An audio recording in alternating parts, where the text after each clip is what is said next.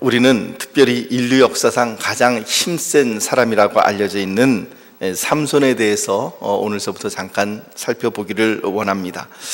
삼손이 만약에 지금 우리가 있는 이 시대에 살아있다고 한다면 그는 아마 힘으로 하는 모든 일에 있어서는 올림픽에 나가서 딸 수 있는 모든 금메달은 다 휩쓸어 가지고 올 수 있는 그런 사람입니다. 삼손이 만약에 살아있다면 역도는 당연히 용상, 인상 할 것 없이 그 세계 금메달감이겠죠.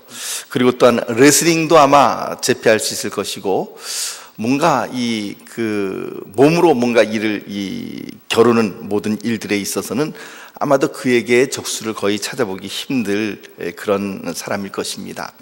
삼손이라고 하는 단어는, 그 이름은 히브리어로는 쉼손이라고 하는데 그 의미는 작은 태양이라고 하는 뜻을 가지고 있습니다. 쉐메시가 이제 태양이고, 그 다음에 온 하게 되면 작은 것을 의미할 때에 이제 붙여주는 그 전미어죠. 그래서 쉼숀 하게 되면 작은 태양이라고 하는 뜻이 됩니다. 흥미롭게도 그가 태어난 소라와 에스다올 사이에 가장 가까운 지근거리에 있는 그 마을이 바로 벳세메스이죠. 성경 지명으로는 벳세메스, 히브리어로는 벳쉐메시라고 하는데 바로 역시 태양의 집이다라고 하는 뜻을 가지고 있습니다. 그래서 삼손의 이름 가운데도 태양이라고 하는 어근이 있고, 그 인근에 있는 마을의 이름이 벳세메시, 태양이라고 하는, 태양의 집이라고 하는 그런 의미를 가지고 있다고 한다면 아마도 그 인근에 어쩌면은 태양을 숭배하는 어떤 그런 일들과 전통과 연결될 수도 있겠다라고 하는 생각을 해보기도 합니다. 사사기의 저자는 삼손이라고 하는 이 한 사람을 다루기 위해서 무려 짧지 않은 넉 장이라고 하는 분량을 할애해서 삼손에 대해서 충분히 설명을 하고 있습니다. 그만큼 삼손이라고 하는 인물은 이 사사기에 있어서 굉장히 중요한 인물이라고 하는 것이죠. 특별히 오늘 말씀은 이제 이 삼손이 태어나기 전에 있었던 일들을 통해서 이 당시에, 삼손이 태어날 그 당시에 이스라엘 백성들의 영적인 상태와, 그리고 이 삼손이라고 하는 인물이 태어남으로 인하여서 그가 어떤 의미를 하나님의 구원 역사의 가운데서 갖게 될지, 그것에 대하여 우리가 잠깐 함께 은혜를 나누기를 원합니다.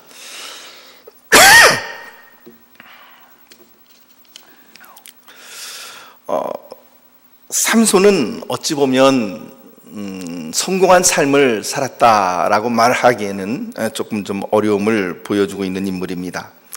끊임없는 실패의 삶을 반복하기도 하고, 또 때로는 하나님의 기대와 그리고 하나님의 계획에 맞지 않는 자기 하고 싶은 대로 살아가는 어떤 천방지축과 같은 그런 실패의 삶을 제멋대로 살아가고 있는 것이죠.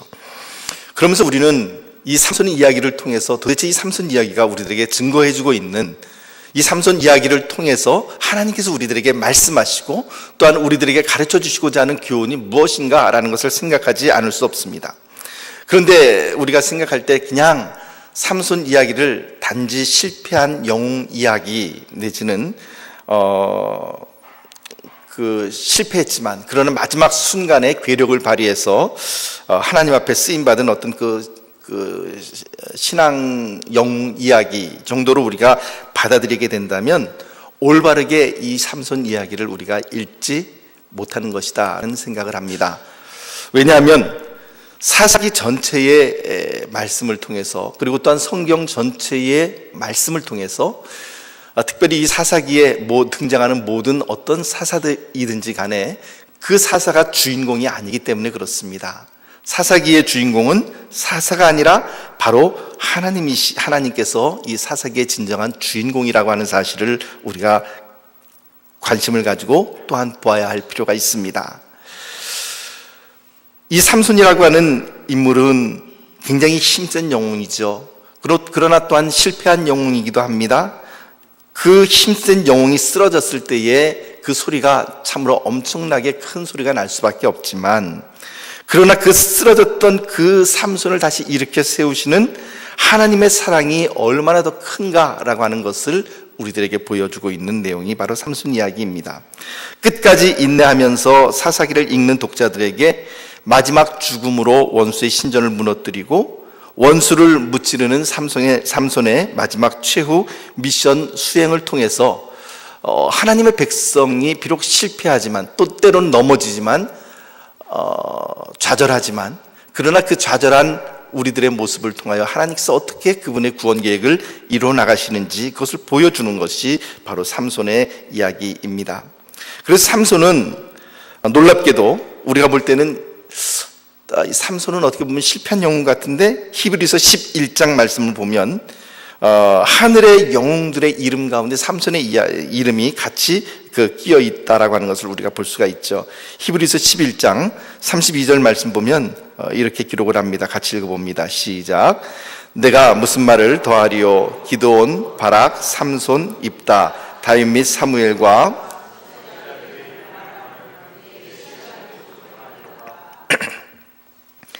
이 히브리서 11장 32절 말씀 믿음의 믿음장이라고 알려져 있는 그런 구절인데 그 구절 가운데에서 삼손은 사무엘과 그리고 다윗과 기돈 이런 믿음의 용장들과 어깨를 나란히 한 채 우리들에게 증거가 되고 있습니다.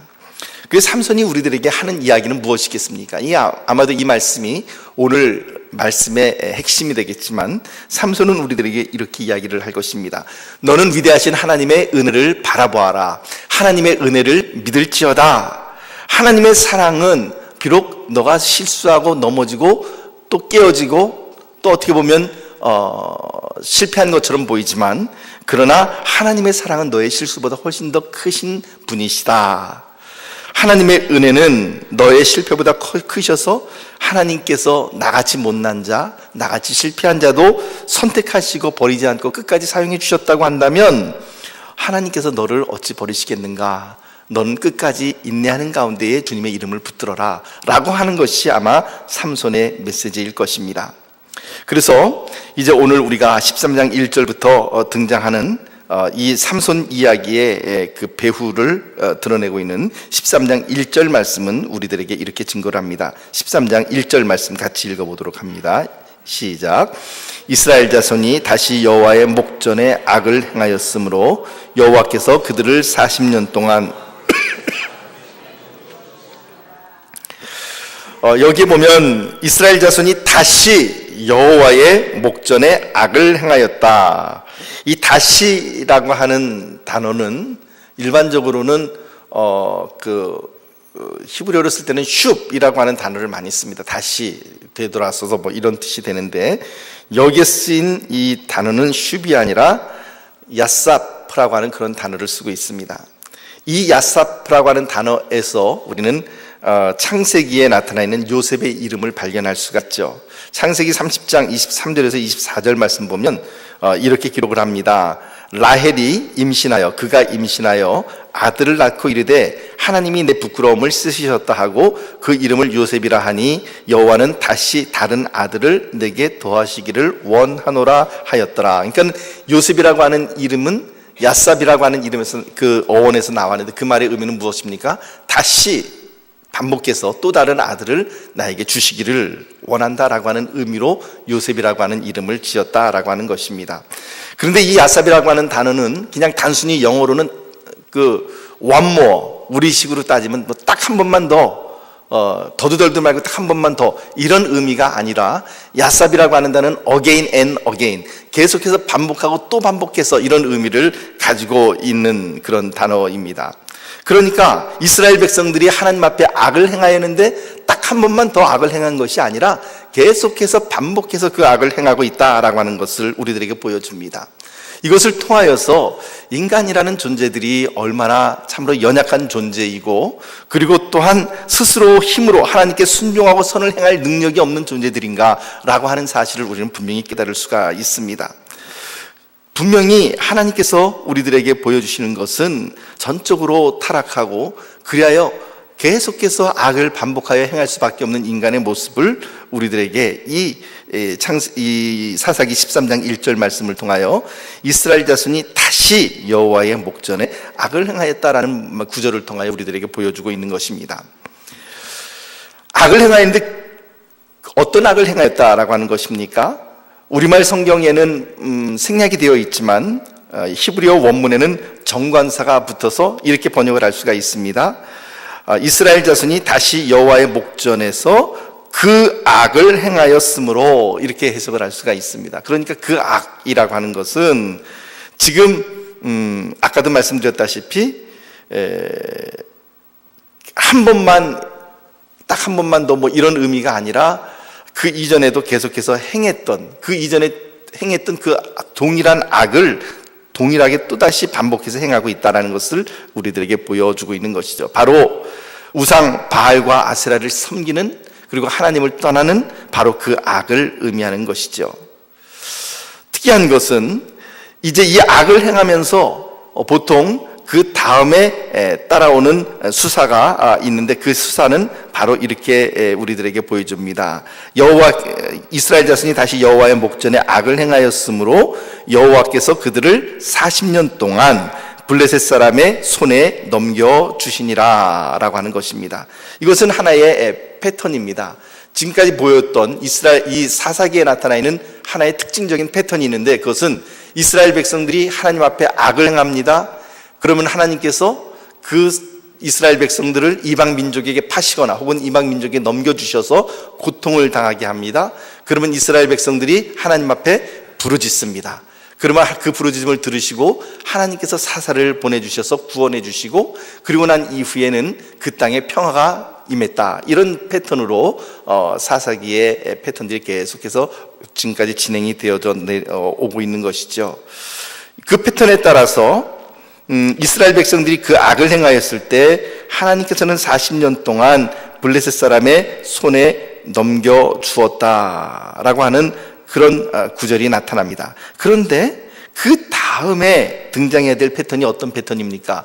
고통 가운데 들어갔으니까 40년 동안 블레셋 사람의 손에 넘겨주었으니까 그 다음에 나타나야 될 패턴은 이스라엘 백성들이 하나님 앞에 부르짖음에, 이 구절이 나타나야 되는데, 특이한 것은 이 삼손의 이야기를 통해서 우리들에게 드러나고 있는 것은 그 패턴 가운데서 그 구절이 빠져 있다라고 하는 것입니다. 지금 우리가 13절 이하의 말씀을 보았지만, 이스라엘 백성들이 하나님 앞에 간구하고 하나님 우리를 살려주십시오, 우리를 구원해 주십시오라고 고백하고 그 구원을 간구하는 그 패턴이 지금 빠져 있다라고 하는 것이 굉장히 특이합니다. 그러니까 삼손 시대에는 백성이 부르짖었다라고 하는 그런 표현이 어디에도 나타나 있지 않고, 이것은 이제는 어떤 고통이 찾아온다 할지라도 하나님을 부르지 못할 만큼, 하나님을 부르지 않을 만큼 이스라엘의 영적인 상태가 심각해졌음을 우리들에게 암묵적으로 보여주고 있는 내용입니다. 이런 절망적인 상황 가운데서, 고통 가운데, 그리고 이방 민족에게 넉 달도 아니고 4년도 아니고 40년이나 지금 압제를 당하고 있지만, 그럼에도 불구하고 하나님께 부르짖지 못하고 있는 이스라엘의 이런 절망적인 상황 가운데서 드디어 하나님의 주권적인 역사가 등장을 하게 되는 것이죠. 그것은 바로 삼손이라고 하는 새로운 사사의 등장입니다. 당시에 이 모습을 보게 되면 이 삼손 이야기를 통해서 우리가 다른 사사의 이야기들과 비교를 해보았을 때 또 특이한 것은 무엇이냐면, 다른 사사들은 혼자 독불장군으로 나가서 싸우지 않습니다. 우리가 지금까지 살펴보았던 뭐 에훗이라든지 기드온이라든지 뭐 바락과 그 다음에 드보라라든지 이런 다른 사사들의 이야기를 우리가 쭉 놓고 보면 항상 혼자 싸우는 게 아니라 어떻게 싸우죠? 같이 군대와 이스라엘 군사들과 함께 더불어 싸웁니다. 하다못해 기드온과 300용사 이런 식으로 300명과라도 함께 이렇게 나가서 싸우게 되는 것이지 혼자서 싸우지는 않습니다. 그런데 삼손 이야기를 놓고 보면 삼손 이야기에서는 이스라엘 군대와 함께 삼손이 싸웠다라고 하는 그런 구절이 나타나질 않습니다. 삼손은 늘 혼자 독불장군식으로 이렇게 나가서 싸우고 있는 모습을 볼 수가 있죠. 이스라엘 백성들이 삼손과 더불어 싸우지 않는 정도가 아니라 심지어는 나중에 우리가 살펴보겠습니다만 이스라엘 백성들 스스로의 손으로 블레셋의 그 위협에 굴복해서 자기들의 손으로 사사 삼손을 붙잡아 원수 블레셋에 넘겨주기까지 하는 그런 모습을 이스라엘 백성들이 보여주고 있는 것이죠. 바로 이러한 점이 삼손 이야기에 있어서 다른 사사들과의 차이점을 우리들에게 보여주고 있는 내용입니다. 또 한 가지 차이점이 있다고 한다면, 사사 입다 이전까지는 고통의 시간이 나타나고, 그 다음에 사사가 통치하는 기간이 나타나고, 그리고 난 다음에는 평화를 되찾은 후에 몇 년 동안 평온하였다, 이런 그 구절들이 늘 나타났습니다만은, 입다 시대 때에 와서는 어떤 일이 일어나냐면, 입다 때에는 압제를 받던 고통의 기간이 18년이고, 그리고 사사로 일한 기간이 6년, 그리고 그 고통과 그 사사의 사역 기간 이후에 평온하였다라고 하는 그런 구절이 사라져 있는 모습을 우리가 바라봅니다. 그러니까 압제를 받는 고통의 시간과 그리고 사사로 일한 그 사사의 사역 기간이 서로 역전이 되고 있는 모습을 볼 수가 있고, 그리고 삼손 때에 와서는 압제와 고통의 기간이 무려 40년으로 이렇게 팽창되어 있는 것을 우리가 볼 수가 있는 것이죠. 그만큼 삼손이 태어날 그 당시의 시대적인 상황이라는 것은 참으로 영적으로 암울하고 절망적이고 아무런 희망을 찾아보기 어려운 그런 시대였다는 것을 우리들에게 보여줍니다. 절망의 시대였고 절망의 땅이었지만 이스라엘의 부르짖음도 들리지 아니할 때에 하나님께서는 한 구원자를 이제 준비하십니다. 2절 말씀 같이 읽어봅니다. 2절 함께 읽어봅니다. 시작. 소라 땅에 단지파의 가족 중에 마노아라 이름하는 자가 있더라. 그의 아내가 임신하지 못함으로 출산하지 못하더니. 소라 땅에 단지파의 가족 중에 마노아라 이름하는 자가 있었다. 소라 땅은 어디에 위치해 있는 땅이냐면 쉐펠라 지역에 위치하고 있는 그런 땅입니다. 이스라엘을 테라비브가 있고, 지금 현재 테라비브가 있고 예루살렘이 있는데, 이것을 그쪽을 이렇게 단면도를 이렇게 가운데로 이렇게 딱 잘라서 보게 되면 어떤 형태로 나타나냐면요, 가장 왼쪽으로는 지중해가 나타나죠. 지중해가 있고, 그리고 그 지중해 바로 이제 그 바다의 연에 있는 그곳에 평평한 해안 평야가 있습니다. 그래서 뭐 샤론 평야라든지 뭐 이런 혹은 블레셋 평야라든지 이런 평야들이 해안 평야 지방이 이렇게 쭉 있어서 굉장히 비옥한 그런 평야지대를 형성하고 있습니다. 그래서 해안 평야가 이렇게 있고, 그러다가 그 해안 평야가 끝나는 지점에서 이렇게 경사가 이렇게 올라갑니다. 그러면서 한 300m, 400m 정도까지 이렇게 쭉 올라가서 약간의 고원지대 쪽으로 올라와서는 거기서 다시 이렇게 또 평평해집니다. 이 두 번째 평평해지는 이 땅을 뭐라고 성경에서는 이야기하냐면 평지라고 이야기를 합니다. 여기를 평지라고 이야기를 하고, 해안 평야 있는 쪽은 해안이라고 이렇게 표현을 하죠. 해안이 있고, 그리고 평지가 있는데 해안과 평지의 피고 차이가 한 300m에서 400m 정도 이렇게 차이가 납니다. 그래서 300m에서 400m 사이에서 쭉 평야가 이렇게 그 평지가 지속되죠. 그러니까는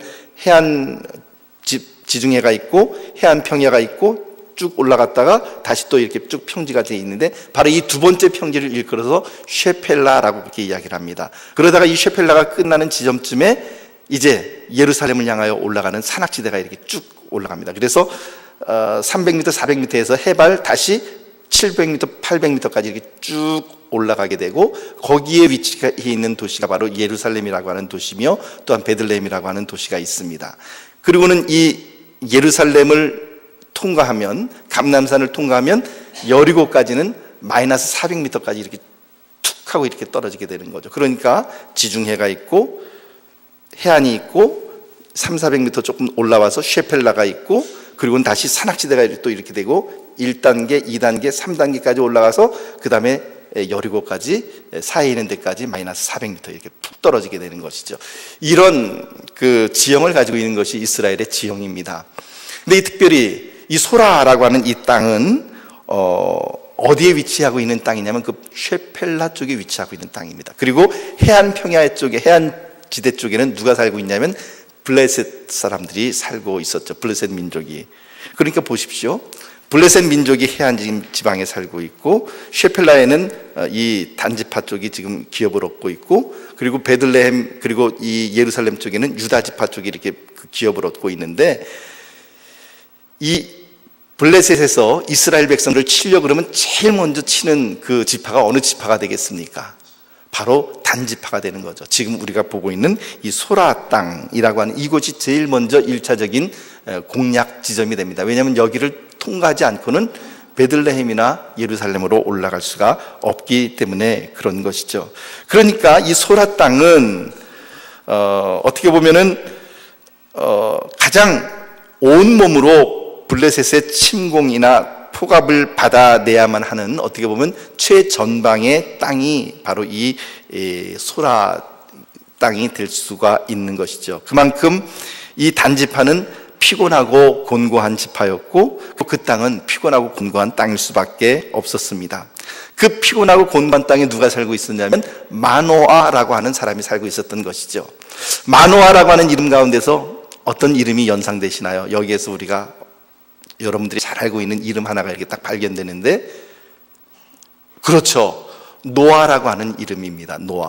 노아라고 하는 이름의 뜻은 안식, 휴식, 그런 뜻을 가지고 있습니다.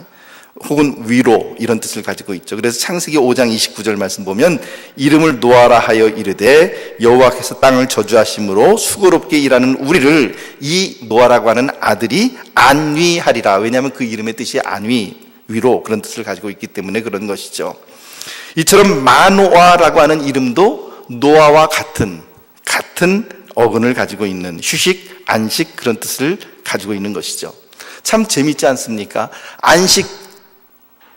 안식이라고 하는 이름을 마노아가 가지고 있는데 실제로 그 땅은 안식과는 거리가 아주 먼 그런 곤고함과 그리고 또한 피곤한 그런 땅이었다라고 하는 것이고, 그 시대 역시 곤고하고 피곤한 시대였다라는 것을 우리들에게 보여주고 있는 것이죠.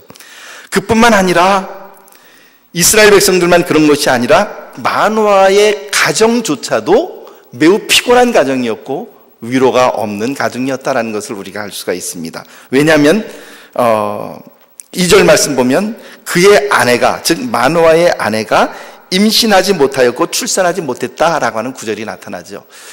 지금도 물론 아이가 없으면은 참 아이를 굉장히 바라고 있습니다만은 특별히 이스라엘 이 구약 시대에는 아이를 낳지 못하는 불임이라고 할 때는 그것은 하나님의 저주로 이해가 될 수밖에 없었습니다. 왜냐하면 그 조상 대대로부터 끊임없이 이어져 내려오는 그 생명이 그 자기 자신 때 이렇게 끊어진다는 것은 조상들의 생명이 끊어진다라고 하는 것과 동일한 의미를 가지고 있었기 때문에 그렇죠.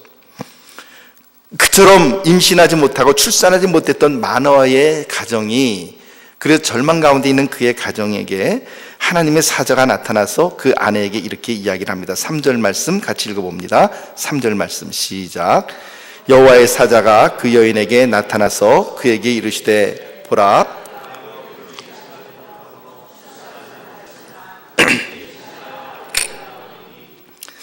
이제 불임의 여인에게 하나님의 놀라운 기적적인 역사가 시작되었고 그 여인의 태 가운데 새로운 생명이 잉태된다라고 하는 것은 달리 이야기하면 겨우 인공호흡기를 끼고서 숨만 할딱할딱 쉬고 있는 이 이스라엘 백성들 가운데에 하나님의 놀랍고 전격적인 주권의 역사가 시작되고, 그리고 하나님의 간섭으로 인하여 이스라엘 백성들에게 새로운 소망이 잉태되고 있음을 우리들에게 보여주고 있습니다.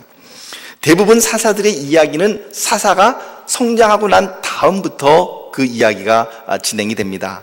그래서 이미 다 성인으로 성장된 사람을 하나님께서 사사로 부르시고 그리고 그 사사를 통하여 이스라엘 백성들을 구원하시는 것이죠. 그런데 삼손 이야기는 다른 사사들과는 달리 수태고지서부터 시작이 되고 있습니다. 이 성경에서 말이죠, 신구약을 통틀어서 수태고지가 일어났던 이런 사람들은 그렇게 많지 않습니다. 여러분들 누구 기억나십니까? 천사가 혹은 하나님의 사자가 혹은 하나님께서 직접 그 아들을 낳을 것이다 이렇게 알려줬던 경우가 누구 있습니까? 아브라함이 그랬죠. 아브라함. 또 누가 있습니까? 사무엘도 그렇고요. 이삭도 그랬고요. 그리고 또 어떤 경우가 있습니까?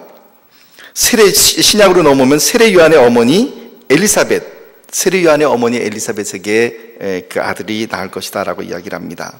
또 육신의 어머니, 예수님의 육신의 어머니인 마리아에게 성령으로 잉태될 것을 알려주었고요. 그리고 마노아의 아내에게도 이제 하나님의 사자가 임신하여 아들을 갖게 될 것임을 알려주고 있습니다. 이렇게 태어난 아기가 하나님께 바쳐질 나실인이 될 것이다 라고 그렇게 설명을 하고 있습니다. 그래서 특별히 오늘 본문 말씀을 보면은 이 나실인으로 하나님께 바쳐질 이 아이에게 금해야 될 것이 무엇인가를 쭉 설명을 해주고 있습니다.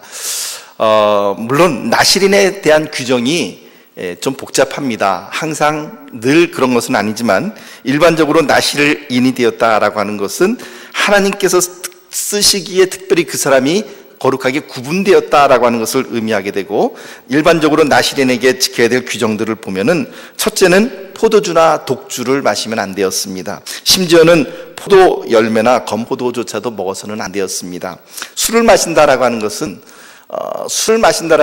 곧 그 사람의 심령이 술에 지배당하고 있는 것을 이야기를 합니다. 물론 술 취하지 말라 그랬지 이렇게 이야기하시는 분들도 계십니다만은, 그러나 술 취한다라고 하는 것은 바로 그와 같이 그 사람의 심령 상태가 술에게 지배를 당하고 있는 것이죠. 그래서 포도주나 독주를 마시지 말라라고 하는 것은 온전히 하나님께 취해야 되고, 오직 하나님의 성령에 취해야 되고, 오직 하나님께 붙들림 바 되어서 하나님의 뜻대로 하나님에게 지배를 받아 살아가야 될 나실인인데, 그 하나님에게 지배되는 것이 아니라 단순히 어떤 알코올이나 술에 지배를 받는다는 것은, 그것은 나실인으로서 합당치 못하기에 포도주와 독주를 가까이해서는 안 된다라고 이야기를 합니다. 두 번째로 나실인이 가까이 할 수 없는 것은 시체나 부정한 것을 가까이 할 수 없습니다. 왜냐하면 하나님이 거룩하시기에 거룩하게 쓰임받는 그런 구별된 존재였기 때문에 그렇죠. 세 번째로는 나실인은 머리를 깎지 못하도록 되어 있습니다. 머리를 깎는다라고 하는 것이 단순히 우리가 생각할 때는 삼손의 머리카락에 어떤 괴력이 숨어져 있어서 머리카락을 밀면 그 다음에 그 괴력이 사라졌다, 이렇게 생각하는 경우가 종종 많이 있습니다만은, 사실은 조금 더 다른 각도에서 그 부분을 볼 필요가 있습니다. 왜냐하면 머리카락이라고 하는 것은 어떻게 보면 내 생각과 그리고 내 삶을 온전히 덮고 있는, 나를 지배하고 있는 생각과 그리고 또한 그런 것들을 우리들에게 상징적으로 보여주는 그런 것이 바로 머리카락이죠. 그래서 내 생각과 내 삶을 온전히 하나님께서 지배하시고 하나님의 생각이 나를 지배한다라고 하는 것이 바로 머리카락이 갖고 있는 영적인 의미라고 생각할 수 있죠. 그래서 머리카락을 깎지 못하도록 삭도를 대지 말라라고 이야기를 하는 것입니다. 이처럼 절망의 시대, 절망의 땅, 그리고 절망의 가정 가운데 찾아온 하나님의 사자 앞에서 마노아는 염소 새끼와 소제물을 드립니다.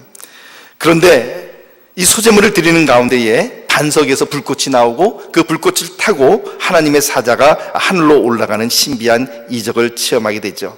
그 과정 가운데 삼손의 아버지 마노아가 여호와의 사자에게 당신의 이름이 무엇입니까? 라고 그렇게 질문하는 과정이 있습니다. 그때에 여호와의 사자가 뭐라고 이야기를 하냐면 18절 말씀 보면 이렇게 이야기를 합니다. 18절 말씀 같이 읽어봅니다. 시작. 여호와의 사자가 그에게 이르되 어찌하여 내 이름을 묻느냐? 내 이름은 기묘자라 하니라. 아멘. 기묘자라고 하는 이 구절을 우리가 놓고 보면서 당연히 이사야서 9장 6절 말씀이 우리들에게 떠올라야 합니다. 이사야서 9장 6절 말씀은 뭐라고 우리들에게 이야기를 합니까? 같이 한번 읽어봅니다. 시작. 이는 한 아기가 우리에게 낳고 한 아들을 우리에게 주신 바 되었는데 그의 어깨에는 정사를 메었고 그의 이름은 기묘자라, 모사라, 전능하신 하나님이라, 영존하시는 아버지라, 평강의 왕이라 할 것임이라. 이미 예수 그리스도께서 오실 것을 이사야서 9장 6절 말씀 가운데서 이렇게 묘사를 합니다. 그의 이름이 기묘자다라고 그렇게 묘사를 하고 있습니다.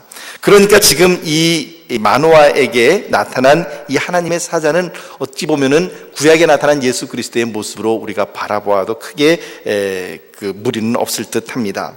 이 기묘자라고 하는 말의 의미는 어떤 뜻을 가지고 있을까요? 어떤 의미기에 기묘자라고 하는 이름을 바로 이 하나님의 사자가 지금 쓰고 있는 것입니까?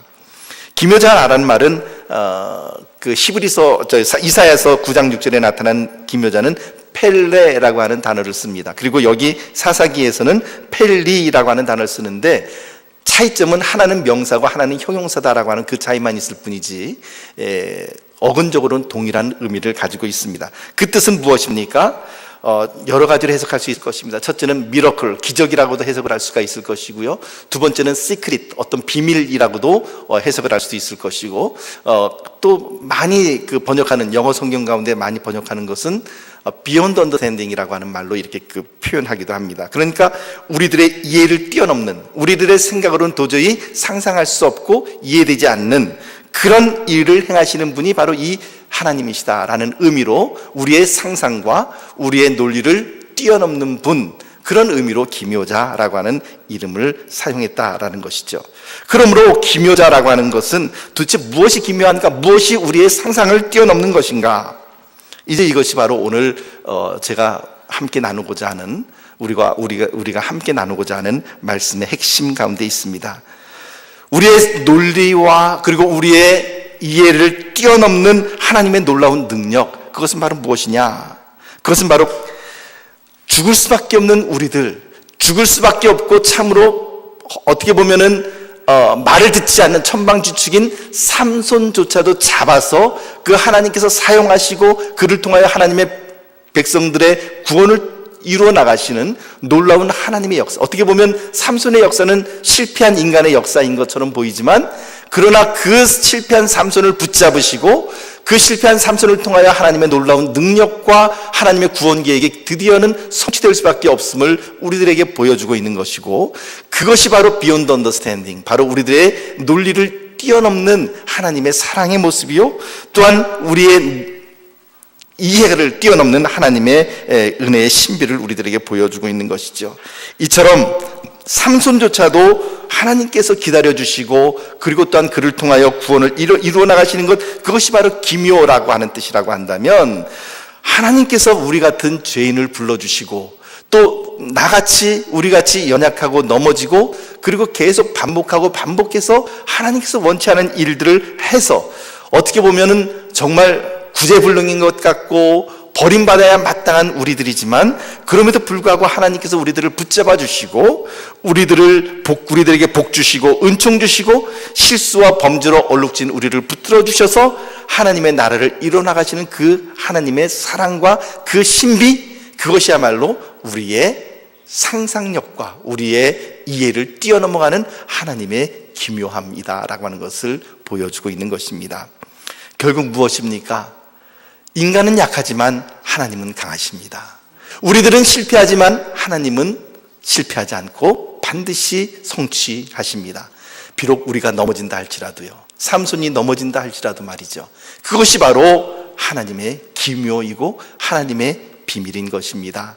사랑하는 성도 여러분, 그러므로 오늘 이 수요일 우리가 주님 앞에 나와서 때로는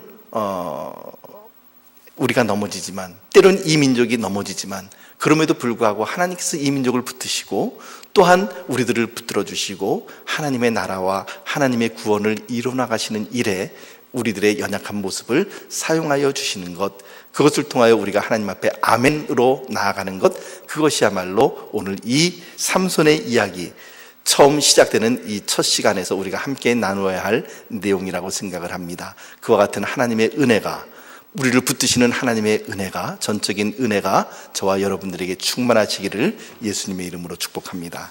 우리 함께 기도하겠습니다.